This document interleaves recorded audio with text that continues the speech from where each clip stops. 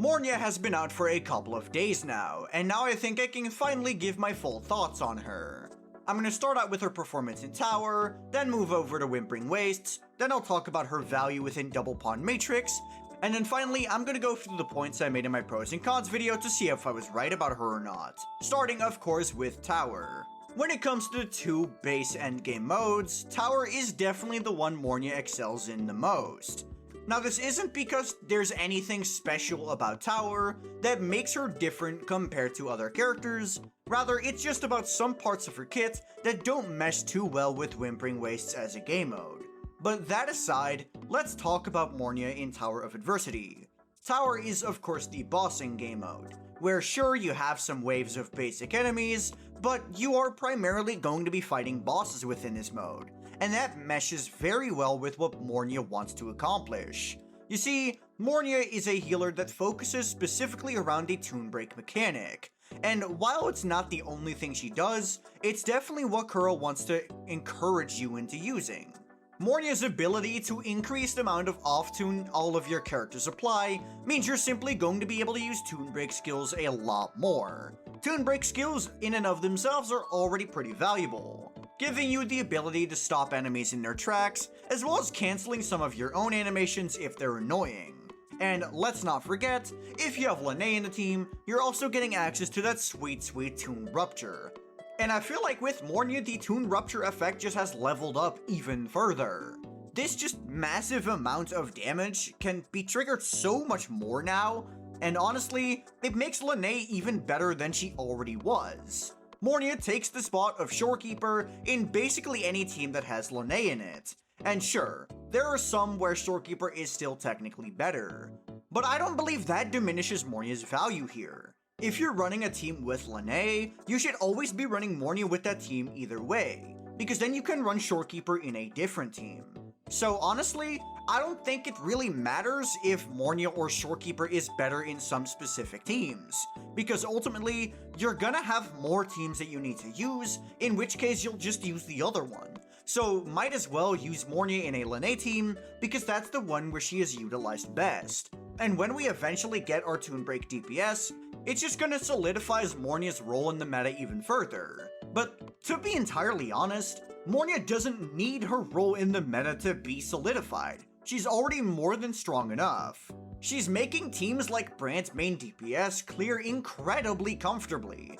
My Brand is S0R1, using an S0R1 Lupa and S0R0 Mornye. And let me tell you, this team slaps. I've seen my Brand Anchor do almost 600,000 damage, which is incredibly funny.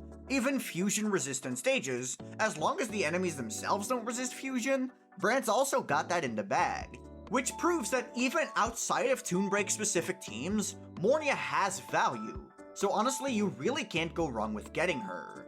So now let's talk about Whimpering Wastes, because here there are some things that kind of go against Mornye's kit. So first of all, let's talk a bit about toon break. While you are getting some toon breaks when you are fighting enemies in Whimpering Wastes, I don't think it's ultimately gonna be that major.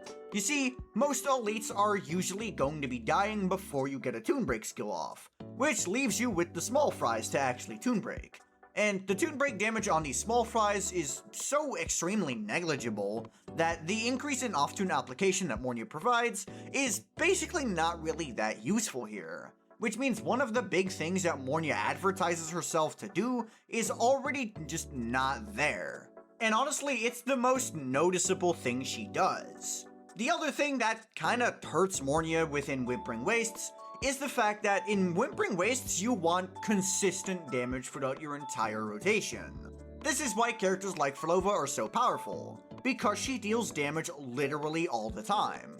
So how does this affect Mornye? Well, Mornye is a Shorekeeper type support, and her damage output is really not that impressive outside of her liberation. Actually, saying it's not that impressive would be a massive overstatement. It's in fact incredibly weak, so you really can't rely on Mornye to do damage. So how does this make her worse than Shorekeeper in Whimpering Wastes? Simple, her rotation time. Her baseline rotation is around 6 seconds, which is a lot longer than Shorekeeper's less than 4. Now sure, 2 seconds doesn't sound that much, but consider, that makes Mornye's rotation 50% longer, which has way more of an effect on gameplay than you think.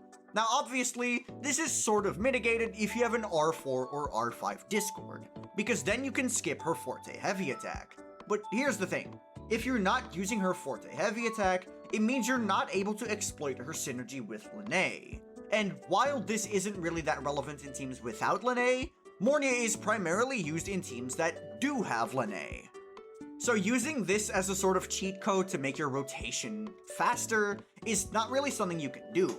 And if you're using an S1 Mornye, this is just something you're straight up never able to do, because then you need to apply her mark no matter what. So then you're just gonna have to use the heavy attack anyway, which means your rotation will be locked at that 6-second mark. However, none of this actually really matters when it comes to saying if Mornye is good or not, because Mornye at her baseline is already an incredibly powerful unit. A universal healer is just so valuable, you really can't say it's not worth using. So ultimately, while she's less good here than in tower, she's still an incredible unit, and don't let anyone trick you on that. That brings us to Double Pawn Matrix, and I'm gonna say it right now, Mornye is probably the second most, if not the most valuable character for Double Pawn Matrix. You see, some characters in Double Pawn Matrix get access to 2 Vigor instead of just 1. These are characters like Shorekeeper, Verena, Baizha, and now, of course, also Mornye. Funnily enough, characters like Chisa are excluded from this, so it seems even Kuro Games is trying to tell you that Chisa will not be the next Shorekeeper. But that's beside the point. Mornye having 2 Vigor makes her just one of the best characters to use in this entire game mode. Because here's the thing, the way you maximize your score in Double Pawn Matrix is by using as many teams as you physically can. And what's usually the bottleneck for a lot of people is the amount of third slot characters you have. If you're lacking characters like Cho Yuen for your Filova team, or Lupa for your Monofusion team, you're gonna be using your Shorekeepers and your Baizhas really fast. So having another character to fill out that role is absolutely stellar. I really don't think I need to harp on too long for just how strong this character is for Double Pawn Matrix. Now sure, you only get 1 Lene and you get 2 Mornyes, which means that ultimately, you're not going to be able to use the full potential of your Mornye all the time. But that's such an insane nitpick, it should be absolutely ignored if you ask me. This character is stupid in Double Pawn Matrix. End of chapter. Boom. So that gets me to the points I made in my pros and cons video, and I'm gonna see if I was right about them or not. First of all, I said Mornye would be a universal healer like Shorekeeper, and this is very true. While she has some mechanics that tailor towards specific teams, and some mechanics that are just straight up locked behind other mechanics, this still doesn't change the fact that she's a universal healer you can slot into every team, just like Shorekeeper. So yeah, she very much is a universal healer.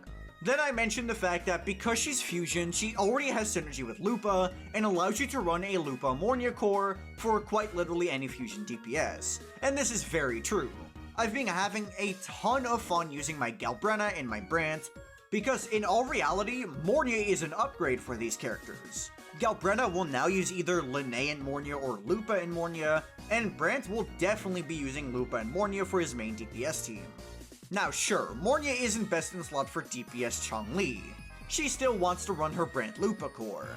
But then you look at Encore and then you see another Lupa Mornye user. So yeah, Mornye being fusion just makes her incredibly powerful with every fusion DPS.